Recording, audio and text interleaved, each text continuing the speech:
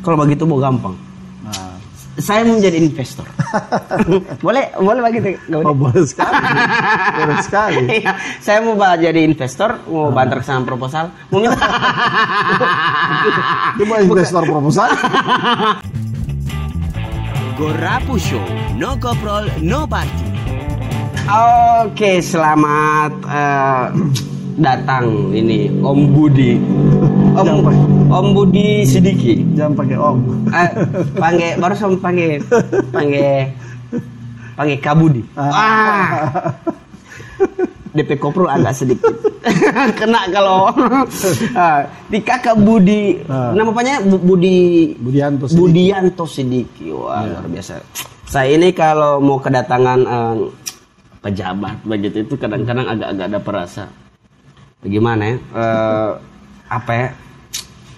Totopore. Maksudnya saya Totopore itu kurang kaki muta salah bak koprol.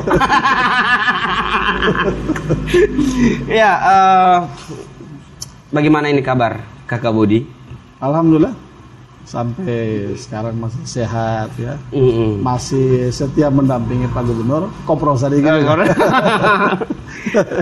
Siap. Ini sekarang ini Kak Budi ini kan jadi Kaban ya, kepala bagian Bapeda.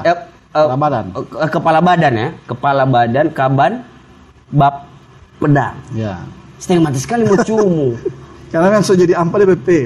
Oh, sudah jadi AMPA DPP. Ya, Bapeda, Badan Perencanaan Pembangunan, Penelitian dan Pengembangan Daerah. Nah. Kiapa sih jadi panjang begitu? Badan Perencanaan Pembangunan, Penelitian Daerah. Ya, pasnya itu. Jadi sudah jadi AMPA. Dulu cuma Badan Perencanaan Pembangunan kan? DPP baru 2. Baru 2. Sekarang sudah tambah Penelitian dan Pengembangan. Nah, jadi soal AMPA. Kita mau tambah urusan. Oh iya. Itu kalau Bapeda itu bagaimana sih DP fokus apa ya? Ya. Kalau Bapeda itu memang sebenarnya cuma tukang masak. Ya, meramu ya, tugasnya meramu. Ya, meramu apa yang menjadi buah pikiran kepala daerah, orang ramu menjadi masakan, kemudian masakan itu orang serahkan kepada dinas-dinas, dorang yang kemudian melakukan, dorang mengeksekusi. Oke. Nah, jadi kita merencanakan, memutuskan anggaran, kemudian dinas-dinas yang melaksanakan. Tidak ribet itu DP urusan begitu. Ribet sekali. Berarti semua masuk dulu ke Bapeda. Semua masuk dari urusan sejak orang lahir sampai orang mati.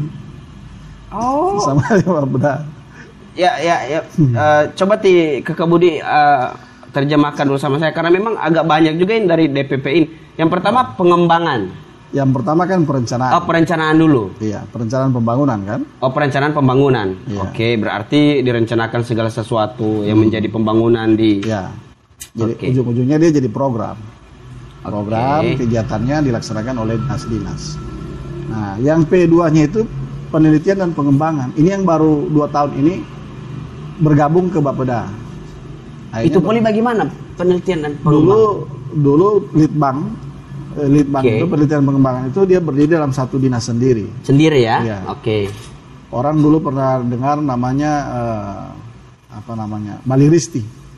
Oh iya Baliristi. Iya, Baliristi kan? Itu apa lagi Itu Badan Lingkungan Hidup, Riset dan Penelitian. Banyak sekali yang menghafal. Itu Baliristi sekarang bagaimana? So tidak ada. Jadi tidak ada ya? Lingkungan hidup jadi sendiri, jadi dinas sendiri. Risetnya itu kan jadi berdiri sendiri, tapi karena dia tidak memenuhi syarat jadi satu institusi sendiri, dinas sendiri, maka dia gabung ke Bapeda. Jadi hanya Bapeda itu jadi tambah litbang. Tapi sebenarnya ini banyak membantu Bapeda, karena kalau sebagian besar program-program itu kalau tidak melalui penelitian, maka biasanya program-program itu tidak berkelanjutan. Banyak yang cuma habis begitu, mangkrak dan lain sebagainya. Karena memang tidak didasari di penelitian yang. Betul. Penelitian. Nah, selanjutnya yang selanjutnya apa lagi? Badan Perencanaan Pembangunan. Perencanaan Pembangunan. Ya. Penelitian dan Pengembangan. Oh, penelitian dan pengembangan. Dipisah begitu dia ya? Iya. Perencanaan Pembangunan, Penelitian dan Pengembangan. Ada di daerah lain dia tetap menamakan Bapeda Litbang. Oh. Nah, tapi litbang itu tidak saya ambil karena orang sering plesetkan dengan sulit berkembang. Oh, litbang sulit berkembang. Oh, jadi ya lebih nyaman dengan bab peda. Ya, walaupun susah mucumu. Susah mucumu. Karena triple ya. DPP. Dulu kan 2P. 2P bab peda. Bab peda. Nah, sekarang 3P. Bahkan 4. 4 ya? Oh iya 4. Bab peda. Nah, lebih lama mau bab tabirentu peda. Nah, Kakak Budi, ini kan untuk menjadi kepala badan itu perlu penjajakan yang luar biasa juga, perjalanan yang. Ya. Sebenarnya Kakak Budi ini dari awal dari mana sampai duduk jadi apa begitu ya, pemegang kebijakan dalam satu badan. Dari mana pada awal kiprah begitu perjalanan? Ya, sebenarnya saya berangkat dari pegawai biasa juga. Setelah selesai sekolah dulu di Bandung, ya namanya sekolah di Bandung kan tahu bagaimana sekolah di Bandung. Iya. Selesai sekolah, jadi ASN, jadi PNS, kemudian jadi ayahanda waktu itu. Pernah jadi ayah. Kalau di Bolsel Sengadi. Saya ayahanda waktu itu masih umur 22 tahun. Ya. Luar biasa 22 tahun. Iya, 22 tahun waktu itu ayahanda di Dembe. Dembe, Kota Barat ya? Kota Berat. Oh. Dari ayahanda 22 tahun. Iya. Luar biasa ayahanda 22 tahun nih. Kamu di ayahanda itu yang saya juga punya relasi, punya kerabat juga, saya punya kerabat yang kepala desa, ayahanda begitu. Saya sudah dengar sampai cerita mau jadi ayahanda itu sangat ribet sekali dan punya tanggung jawab yang luar biasa besar, karena memang ayahanda ini kan adalah ujung tombak ya. Iya, ujung tombak yang langsung berhadapan dengan masyarakat. Betul. Siang malam toki ayah 24 jam, bahkan 26 jam. Yang saya ada pikir begini Kakak Budi. Ya. Kalau misalnya di satu desa ada pesta ampa. Sadakah banyak. Sadakah banyak. Oke. Untuk sadakah banyak, ini mau makan. Mau atur. Oh, DP makan mau atur ya? Mau atur ya? Sadakah juga mau atur. Tarik. Oh gitu. Jadi bagaimana kalau menurut Kakak Budi waktu jadi kepala desa? Memang kepala desa di usia muda itu suka dukanya juga banyak, tapi suka-suka juga banyak. Tapi di umur 22 tahun itu berkeluarga atau bagaimana? Nah, pas baru berkeluarga. Kalau tidak berkeluarga bahaya. Oh iya. Oh, pas baru berkeluarga jadi banyak fans nanti. Iya. Apa hal unik dulu waktu jadi kepala desa? Ya, pertama saya jadi kepala desa, orang panggil ayahanda pada saat saya masih sangat muda. Sementara orang-orang yang panggil ayahanda itu orang-orang yang tua. Ya. Nah, jadi itu pengalaman pertama. Untuk meletakkan porsi itu bagaimana? Ya. Di sisi lain kan sebagai ayahanda. Ya. Baru di sisi lain orang muda begitu. Ya, pertama saya tidak malu mau bertanya. Jadi ke orang-orang yang senior itu, sesepuh itu saya lebih banyak bertanya. Karena memang saya harus akui saya masih sangat minim pengalaman pada saat itu. Jadi ya banyak bertanya ke orang muda, ke orang-orang yang lebih berpengalaman. Nah, repotnya kalau menghadapi yang milenial waktu itu kan. Nah, karena seumuran kan. Mata masih bening kan. Iya. Kalau misalnya kan aslinya dari mana Kakak Budi?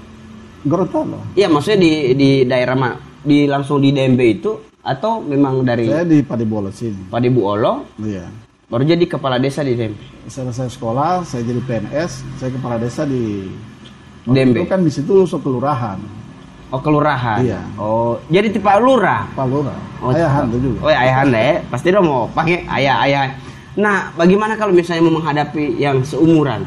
Tapi kan beda Kalau seumuran enak. Kalau seumuran kan cerita baku masuk. Yang tua sekali ini yang kadang-kadang baru pada saat itu saya juga tidak begitu lancar bahasa Gorontalo. Oke. Jadi memang akhirnya harus belajar lagi bahasa Gorontalo karena memang sekolah kan lama sekolah di luar. Iya. Nah, kalau menghadapi orang tua biasa lah. Yang susah itu menghadapi yang masih belia-belia. Oh, itu maksudnya. Nah, setelah dari kepala desa baru? Setelah kepala desa saya sekcam di Kota Barat. So sekcam poli? Iya. 2 tahun saya jadi kepala desa, jadi ayahanda, jadi lurah. Kemudian saya jadi sekcam di Kota Barat. Nah, di Kota Barat itu kurang lebih ada 2 tahun juga, 1 tahun lebih. Pindah sekcam Kota Selatan. Nah, waktu sekcam Kota Selatan itu saya ambil melanjutkan pendidikan ke S2. S2-nya? Sebentar, S1-nya apa? S1 kan pemerintahan. Saya memang ilmu pemerintahan. Pemerintahan. SIP ya? Iya. SIP ya. Setelah itu jenjang S2-nya masih di administrasi pemerintahan juga. Oh, memang pemerintahan ya, terus ya? Ya, memang pemerintahan. Iya, ujung-ujungnya pasti birokrasi apa segala macam. Selesai itu selesai S2 masih sekcam ya? Atau sekcam dulu baru S2? Sekcam dulu saya baru S2. Nah, selesai S2 saya kemudian jadi bertugas di Kementerian Dalam Negeri, kurang lebih ada sekitar hampir 10 tahun, 8 tahun lebih. Oh, Kementerian Dalam Negeri. Iya. Jadi yang pertama tarik saya ke Gorontalo, saya harus jujur Pak Rusli, Pak Gubernur. Ya, sambil koplo tadi. Iya. Oke. So masuk agak ini. Iya. Waktu itu beliau Bupati Gorontalo Utara. Oh iya, Pak Rusli dulu Bupati. Nah, Pak Gub waktu itu sempat diundang bersama bupati lainnya kasih materi di kampus, kasih ceramah umum di kampus. Kuliah umum ya? Kuliah umum. Oke. Disitulah saya bertemu beliau tawarkan di kampus di Bandung. Di Bandung, oke. Ya. Nah, di situ beliau tawarkan, saya bilang siapa kalau saya diizinkan atasan, saya siap. Sejak 2010 saya mulai tugas pertama di Gorontalo Utara. Gorontalo Utara. Ditarik dari kementerian. Tapi status kepegawaian masih pegawai kementerian. Pegawai kementerian. Ya. Ngurusi pemerintahan. Ya, di pemerintahan. Cuman di Gorut saya 2 tahun kurang lebih jadi kepala BKD, Badan Kepegawaian. Oh, badan kepala. Pak Gub ikut ke provinsi. Ya, kita orang koprol lagi tambah saja koprol. Lanjut lagi. Nah, menurut Kakak Budi ini, koprol ini apa? Kalau menurut Kakak Budi? Ya, koprol ini kan sebenarnya kebutuhan yang manusiawi. Setiap orang itu sebenarnya tidak munafik, pasti butuh bakoprol. Kenapa? Maksudnya bagaimana? Ya karena memang kita orang butuh dihargai dalam pekerjaan, baik dihargai oleh pimpinan maupun dihargai oleh masyarakat. Oke. Nah, jadi di situ orang butuh sesuatu yang orang tunjukkan ke atasan, dan itu ya dilazimkan orang bilang bakoprol. Oke. Ya, asal jangan terbele-bele. Oke, setelah kepala BKD ya? Iya. Di Gorut. Ketika Pak Rusli jadi gubernur, iya. Kakak Budi langsung diajak juga ke provinsi. Iya. Saya diajak. Jenjangnya dari apa dulu? Kepala Biro. Kepala Biro Ekonomi dan Pembangunan. Kepala Biro itu Karo ya? Karo ya? Iya. Apa boleh PKRJ itu Kepala Biro? Saya ini karena memang bukan basic keilmuan juga. Iya. Fungsi-fungsi dan status jabatan-jabatan itu bagaimana sih? Kalau Kepala Biro itu bagaimana boleh itu? Kepala Biro itu sebenarnya membantu sekretaris daerah. Jadi Kepala Biro itu di bawah keasistenan, dia membantu sekretaris daerah. Ya ujung-ujungnya membantu gubernur juga. Ya, untuk urusan yang apa? Untuk urusan yang sifatnya kesekretariatan jadi fungsi koordinasi dan lain sebagainya itu dilakukan oleh biro-biro. Nah, salah satunya saya waktu itu biro. Berarti Kepala Biro ini di bawahnya dari sekretaris daerah. Sekda ya? Iya. Oke. Dan ini maksudnya Sekda provinsi ya? Sekda provinsi. Kalau Sekda kabupaten juga ada karo-karonya juga? Kepala bagian. Oh, kabak ya? Ya, kalau di sana kepala bagian. Oke. Sudah mulai jelas, sudah mulai mulai paham ini. Mulai ribet. Iya. Abis itu jadi karo jadi apa? Nah, waktu itu ada open bidding kan, ada lelang jabatan. Itu tuh lelang jabatan tender atau apa ini? Ya model tender kan, tapi tender jabatan. Maksudnya gimana politik? Jadi ada jabatan yang kosong, kemudian itu di open bidding namanya. Open bidding itu ditawarkan siapa saja yang berminat dan memenuhi syarat.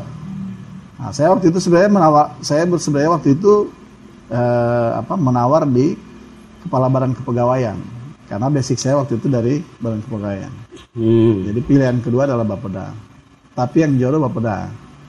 Ya, sejak saat itu saya di Bapeda, saya 2014 sampai sekarang. Untuk masuk ke situ memang ada ada persyaratan. Iya. Dan itu lengkap semua dan terpenuhi apa segala macam dia punya persyaratan. Iya.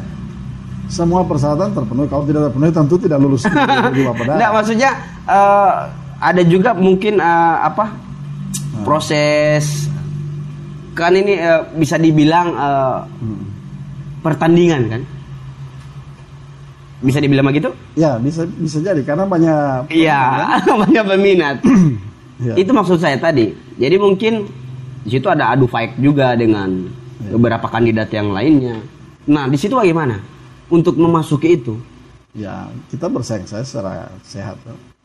Artinya kita menawarkan gagasan. Kalau seandainya saya di Bapeda, apa yang mau saya lakukan? Ya, sehingga itu dinilai oleh tim panelis. Panelisnya gabung, ada dari kampus, ada yang dari Badan Kepegawaian, ada dari Kemenpan, dan ada dari lokal. Nah, mereka menilai. Jadi waktu itu ada berapa jabatan tuh? Saya sebenarnya lebih tertarik ke Badan Kepegawaian. Tapi ya namanya jodoh, tak sangkut di Bapeda. Oke, ini semasuk di Bapeda. Ya, Bapeda. Bapeda ini tadi kalau macam Kak Budi bilang adalah satu badan yang memasak segala macam kepentingan daerah. Artinya dari situ semua diramu apa segala macam dan disodorkan ke dinas-dinas yang terkait. Contoh saya mau tanya, kalau misalnya ada program kementerian yang untuk dinas begitu, itu langsung ke dinas atau ke Bapeda dulu? Tetap dibicarakan di Bapeda. Karena tadi itu kita orang kan yang merumuskan bersama-sama dengan kementerian program itu. Jadi sebelum dia ke dinas, kita orang dulu di Bapeda.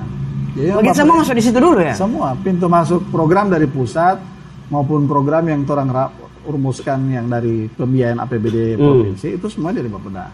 Karena Bapeda ini memang saya mengalami ya.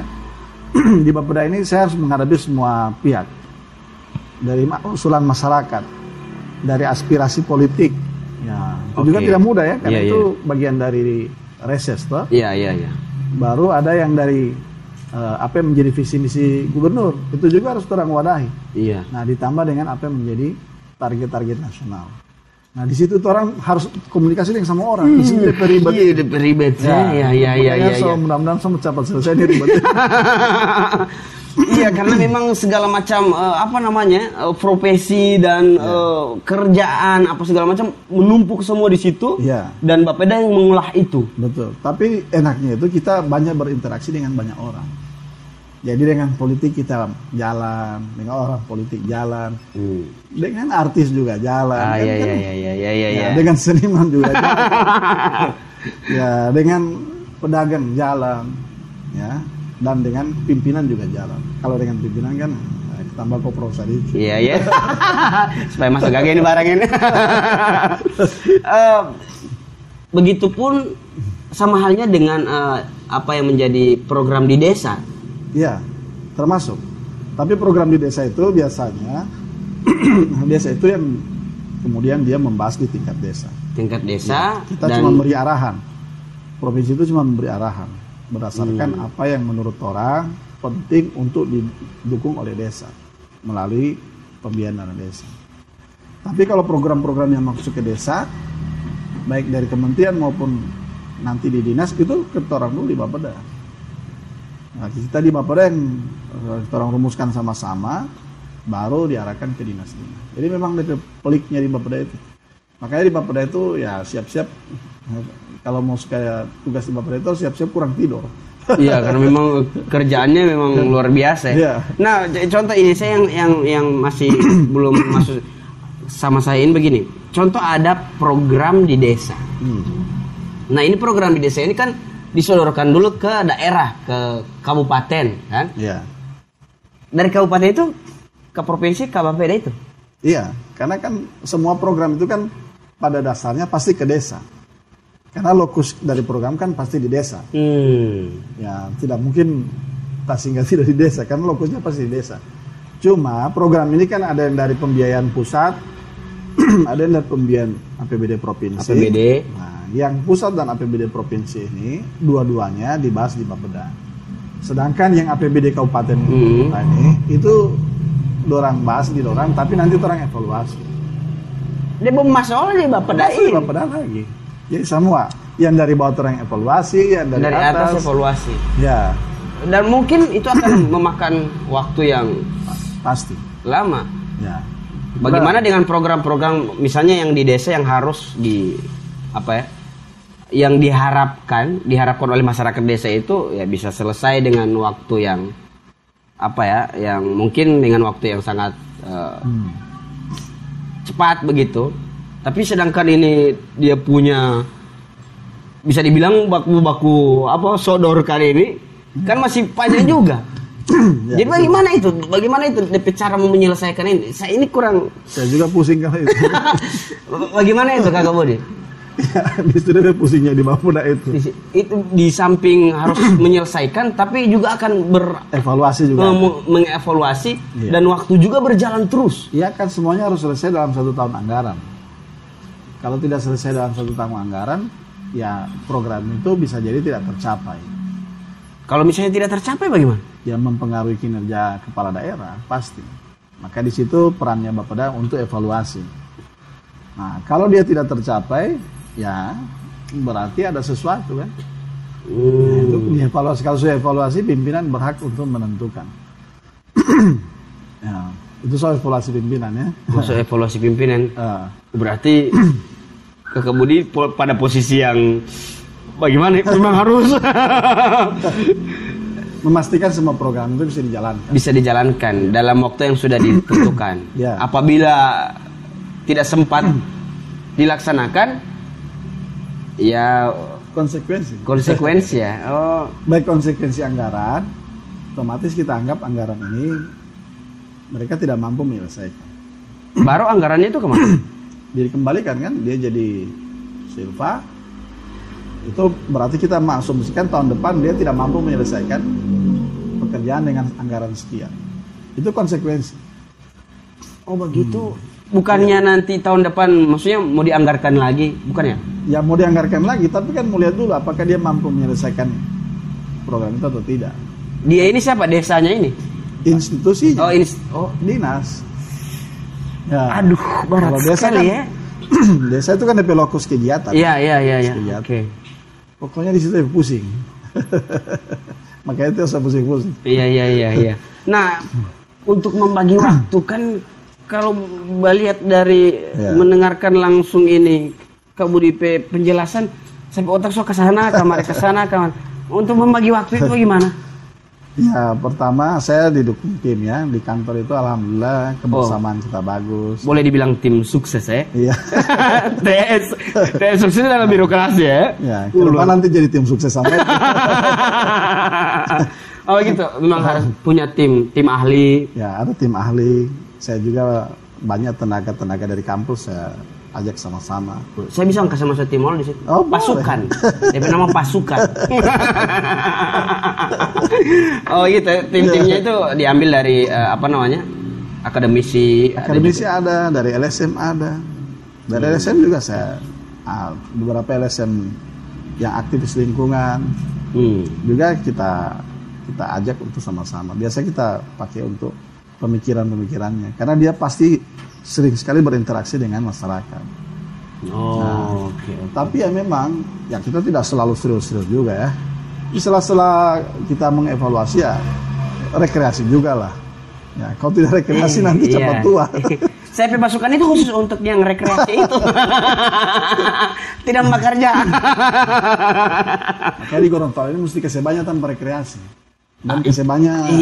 Itu bagaimana? Kan ini bercerita program ini ya. Serius. Nah, ini Kak Budi ini bercerita tentang wisata. Kan ini Bapeda ini kan mengurus semua. Ini poliwisata. Wisata bagaimana? Menurut Kak Budi wisata di Gorontalo itu bagaimana? Pertama, wisata itu pasti kebutuhan setiap orang, termasuk saya sendiri kan. Oh, Kak Budi juga suka trip apa gitu ya. Karena kalau Anda boring kan, bosan. Iya, karena memang banyak kerjaan. Rutinitas pekerjaan. Maka kalau kita lihat dari sisi pariwisata, sebenarnya Gorontalo ini luar biasa. Saya karena penugasan di Bapeda sudah pernah melihat objek-objek wisata di daerah lain. Dan kalau saya bilang Gorontalo itu sebenarnya potensinya. Ini bukan Bakoprol daerah sendiri ya, bukan ya? Ya Sadiki lah. Oh Sadiki lah. Nggak, maksudnya ada potensi itu memang jiwa besarnya sebagai orang Gorontalo melihat daerah sendiri, atau memang dapat lihat di sana objektif. Oke. Ini serius. Oh serius. Siap. Karena saya lihat memang luar biasa. Kalau kita bandingkan dengan daerah-daerah ya katakanlah seperti Bali yang sekarang sudah maju ya, wisatanya. Sebenarnya kalau kita berkunjung ke salah satu objeknya yang di sana banyak sekali diver misalnya, banyak sekali penyelam. Itu yang dilihat cuma pasir di dalam itu. Mau di mana? Mau di Nusa Penida di mana? Cuma pasir. Ya, tapi kalau kita ke Gorontalo, walaupun saya baru 1 kali menyelam. Iya. Saya baru 1 kali menyelam.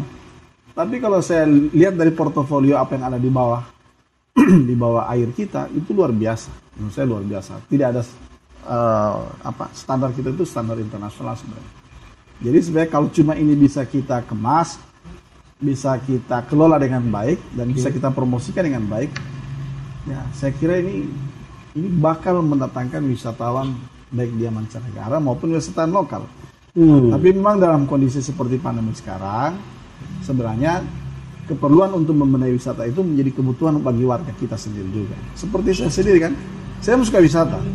Tapi begitu di tempat wisata, saya harus sadari di sana DP akses masih belum bagus, infrastruktur juga, DP amenitas, DP toilet, ya ini apalagi orang kadang-kadang standar tinggi. Iya. Itu berarti itu jadi PR lagi ya? Itu jadi PR baik provinsi, kabupaten, kota maupun desa.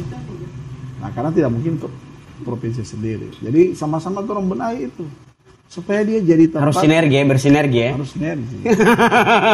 Dan gini kata-kata yang gampang mau bilang. Iya. Tapi susah sekali mau making. Karena yang membaku atur sana dengan sini ini kan butuh DP nama gitu ya. Apa DP bahasa ilmiah?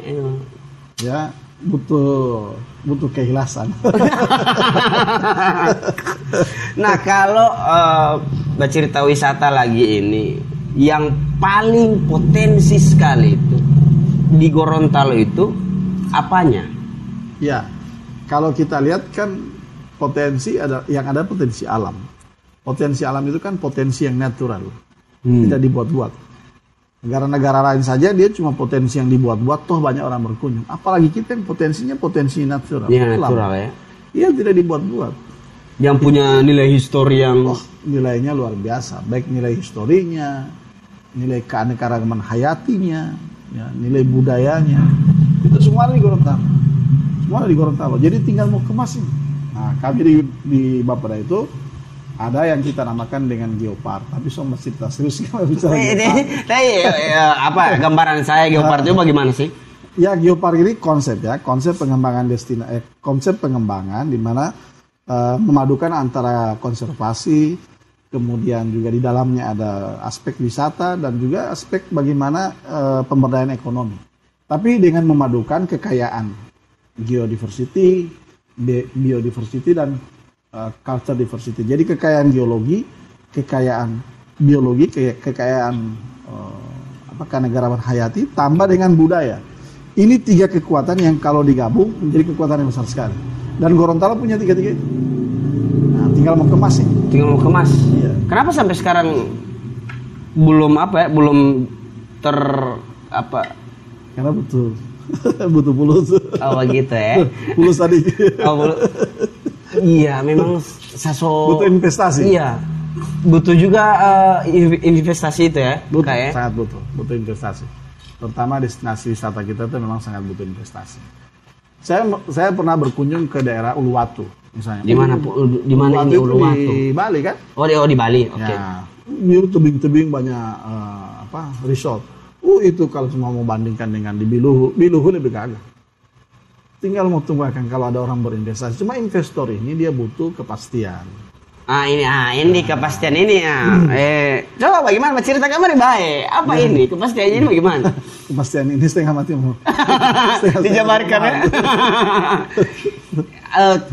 Kendala teknis itu ya, mungkin di kepastian itu ya. Iya, artinya pertama dia butuh kepastian ketika dia mau berinvestasi, tentu dia diberikan kemudahan. Nah, kalau saya bicara kalau selama bekerja dengan Pak Gub ya, Pak Gub saya bilang siapa yang mau berinvestasi dia kasih karpet merah. Nah, karpet merah ini artinya kemudahan bagi investor. Tapi juga tidak cukup hanya kemudahan, dia juga butuh dukungan infrastruktur. Karena infrastruktur ini kan perlu dibiayai. Nah, infrastruktur itu ada energi, ada jalan dan lain sebagainya. Nah, dia butuh itu. Kalau itu makanya itu yang dipenuhi secara pelan-pelan oleh kita. Supaya infrastruktur itu terpenuhi, baru investasi menjadi tertarik orang berinvestasi di Gorontalo. Tapi kan butuh waktu juga. Ya semuanya pasti butuh waktu. Tapi bagaimana dengan yang sekarang kita punya mimpi yang sangat luar biasa, orang-orang yang punya pemikiran yang besar untuk mengembangkan daerah ini, ya kembalinya pada waktu ini. Apakah ini waktu bisa berjalan semaunya orang ini atau butuh waktu yang selanjutnya lagi?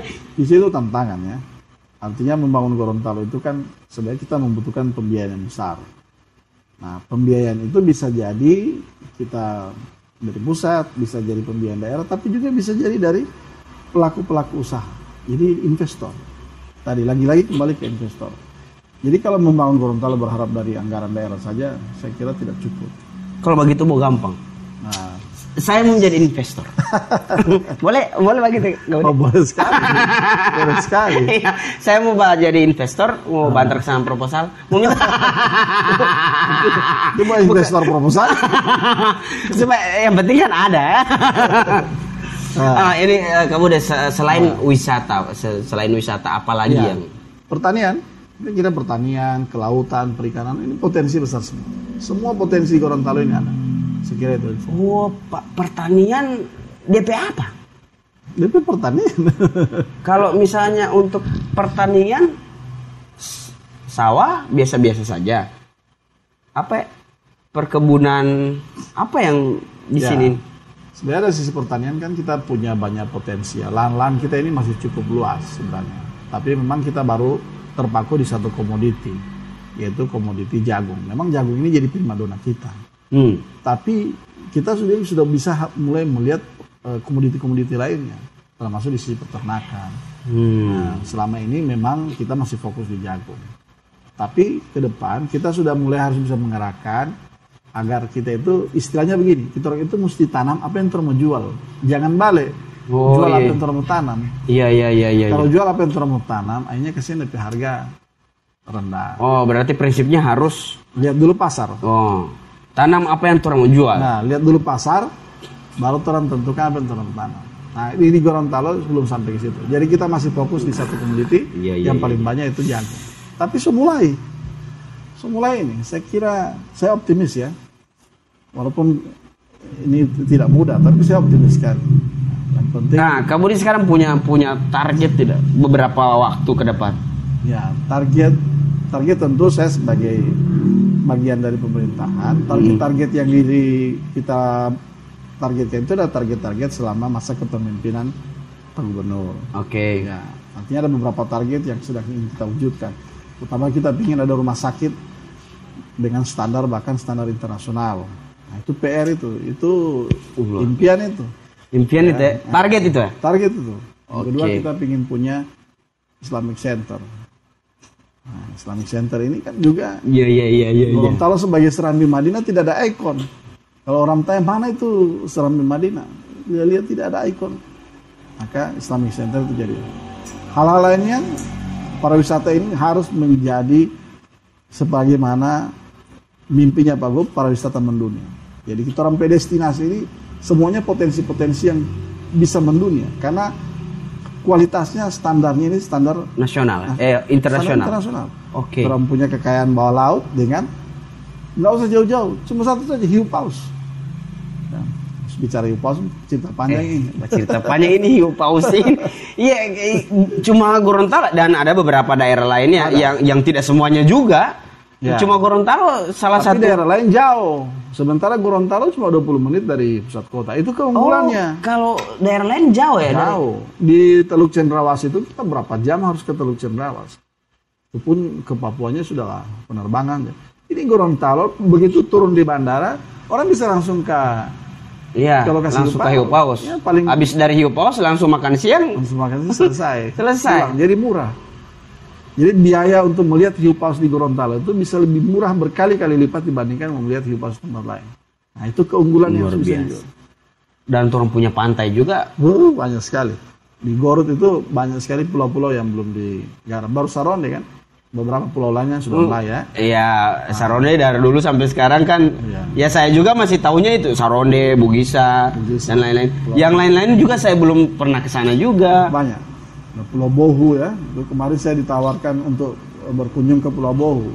Itu juga saya lihat dari videonya, itu luar biasa. Jadi ini yang harusnya ke depan bisa dikelola dengan baik supaya bisa mendatangkan investasi. Kalau investasi masuk, selesai ini barang. Iya. Dan semoga juga orang tim juga bisa ikut untuk mau baku bantu, kamu deh terbantu kamar apa gitu. Siap. Sempat siapa ketua? Siapa ketua? Nah ini secara personal, mimpinya kamu di apa? Ya kalau saya pribadi, saya memang sebagai seorang birokrat, teknokrat, ya tentu setiap orang punya impian sampai ke puncak karir di birokrat. Puncak karir birokrat itu saya sekarang eselon 2. Ya keinginannya bisa sampai eselon 1. Luar biasa. Insya Allah akan tercapai semua. Ya. Nah ini Kak Budi, mungkin ada terakhir yang Kak Budi mau bilang, DP apa ya, DP kata-kata mutiara, kata-kata bijak atau apa begitu. Yang mau serius atau yang tidak serius? Kak Budi mau datang di sini, dia harusnya memang sedikit humor lah, tidak usah terlalu tegang-tegang. Tapi kalau Kak Budi di kantor tegas ya? Harus serius, kalau tidak serius tidak jadi itu barang tuh. Oh, pas masuk kantor harus. Ya, kalau datang serius, tapi dengan staf itu seperti keluarga. Makanya saya sudah hampir 6 tahun lebih di Bapeda. Umur yang tidak pendek, berada satu instansi. Tapi alhamdulillah sampai sekarang saya bersyukur ya tidak ada. Ya kalau ada konflik-konflik internal kita bisa selesaikan dengan baik ya. Ya tidak ada juga yang terlalu sangat menonjol. Biasanya kan kadang-kadang ada orang melambung ya. Oh iya. Di kita alhamdulillah tidak ada lah. Ya, di Bapeda itu satu keluarga besar. Itu yang saya ciptakan di Bapeda. Saya bagian dari keluarga besar Bapeda. Makanya kita orang ya adem-adem saja. Oke, terima kasih nih kamu sudah datang. Terima kasih ya. Nanti saya mau undang ulang boleh? Oh boleh. Mbak cerita yang lebih serius. Cerita yang tadi itu. Yang tadi, sama ntar habis off kamera terus mau cerita. Investor bermasalah. Gorapu Show, no koprol, no party.